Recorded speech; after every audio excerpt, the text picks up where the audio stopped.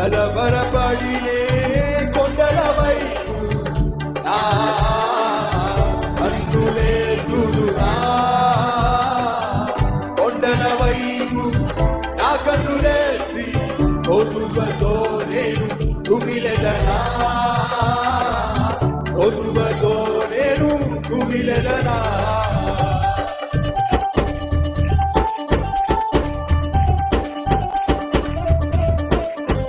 సర్వకృపానిధిని సంపదల గరివి సకలము చేయగల నీ వైపే నా కన్నులకు చూస్తానయ్యా. ఎంతవరకు సర్వం చేసిన నీవే, సర్వము చేయగల నీ వైపే కన్నులకు చూస్తాను, నీ వైపే చూస్తాను. అందరం కలిసి చూడాలి విప్పి. సర్వకృపానిధి సంపదల గరివి, సర్వకృపానిధి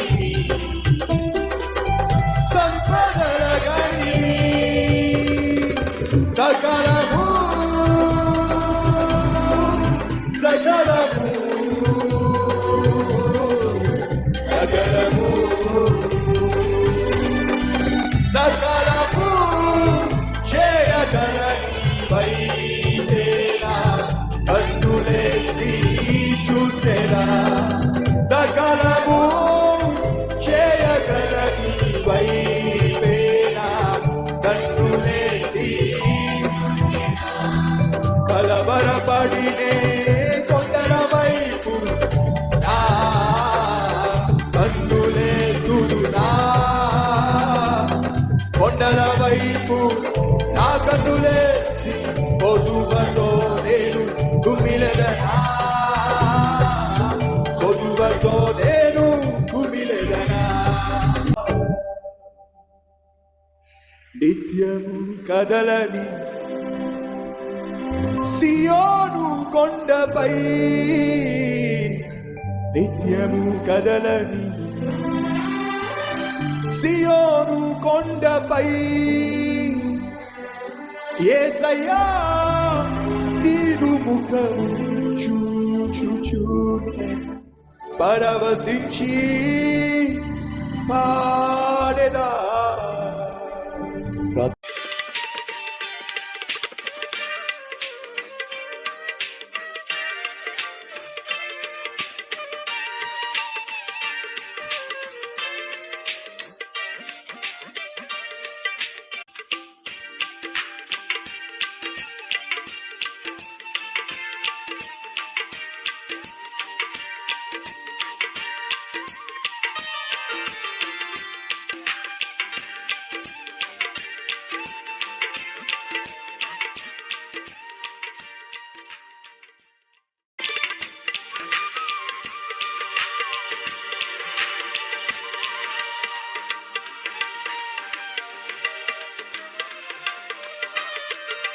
ఈరోజు దేవుని సన్నిధికి వచ్చినటువంటి మనలో ఎవరైనా ఇలాంటి స్థితి గుండా వెళుతున్నారా? ఎంత కష్టపడినా సరే అప్పులు తీరటం లేదు, ఎంత కష్టపడుతున్నా సరే బిడ్డలను కూడా చదివించుకోలేకపోతున్నాను, ఎంత కష్టపడుతున్నా సరే నా జీవితంలో ఎదుగు బొదుగు చూడలేకపోతున్నాను, ఎంత కష్టపడుతున్నా సరే భార్య బిడ్డలను పోషించుకోలేకపోతున్నాను. ఎందుకు వచ్చింది జీవితం? దెబ్బ మీద దెబ్బ పడుతుంది, కష్టం తర్వాత మరొక కష్టం వస్తుంది. పోనీలే కనీసం వచ్చే నెలన్నా బాగుంటాను, వచ్చే సంవత్సరం అన్నా బాగుంటాను అని అనుకున్నాను, కానీ ఏ నెలకు ఆ నెల అలాగే ఉంటుంది. ఏ సంవత్సరం ఆ సంవత్సరం అదే కష్టాలు రోజు రోజుకు పెరిగిపోతున్నాయి, కానీ తరిగిపోవటం లేదు. ఎంతకాలం ఈ శ్రమలు, ఎంతకాలం ఈ కష్టాలు? చచ్చిపోతే బాగుండు. మీలో ఎవరైనా అలాంటి ఆలోచన కలిగి ఉన్నారా? లేక సైతాన్ని తీసుకొచ్చి మిమ్మల్ని శోధిస్తున్నారా? మీ సహోదరి సహోదరులు ఒక్కసారి ఈ దంపతులను చూడండి.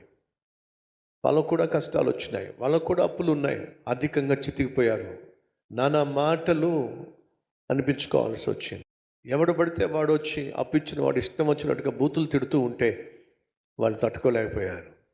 ఆఖరికి చచ్చిపోతే బెటర్ ఏమో అనుకున్నారు, కానీ మరి బిడ్డల సంగతి ఏంటి? రెక్కలు ముక్కలు చేసుకుని అప్పులు తీర్చుకోవాలని చెప్పి ఇద్దరూ కలిసి కూలీ నాలి చేసుకుంటున్నప్పుడు ఆ సహోదరి ఒక వార్త వింది. ఎడో తెలుసా? జీవము కలిగిన దేవుడు ఉన్నాడు. ఆ జీవము కలిగిన దేవుని గురించినటువంటి సత్య సువార్తను ఉన్నది ఉన్నట్టుగా ప్రకటించేటటువంటి మందిరం ఉంది. అని ఇద్దరు సహోదరులు మాట్లాడుకుంటున్నప్పుడు తను పనిచేస్తున్న చోట ఆ మాట తన చెవిని పడిందండి. తను విన్నటువంటి ఆ మాటను నమ్మి జీవము కలిగిన దేవుని సన్నిధి అయినటువంటి కల్వరి టెంపుల్కి తాను వచ్చింది. దేవుడు ఆ పేద స్థితిలో ఆర్థిక సమస్యల్లో అల్లాడిపోతున్నటువంటి ఆ సహోదరితో ఆ దేవుడు మాట్లాడాడు. మీకు తెలుసా అండి, మన ప్రభువు మాట్లాడే దేవుడు. ఎవరితో? అనగారిపోయిన, అల్లాడిపోతున్న, అటు ఆర్థికంగా, ఆరోగ్యపరంగా అనేక సమస్యలతో తల్లడిల్లిపోతున్న వారిని గుర్తించి మరీ వారితో మాట్లాడే మహా గొప్ప దేవుడు నేను ప్రకటిస్తున్న ప్రభు అయిన యేసుక్రీస్తు.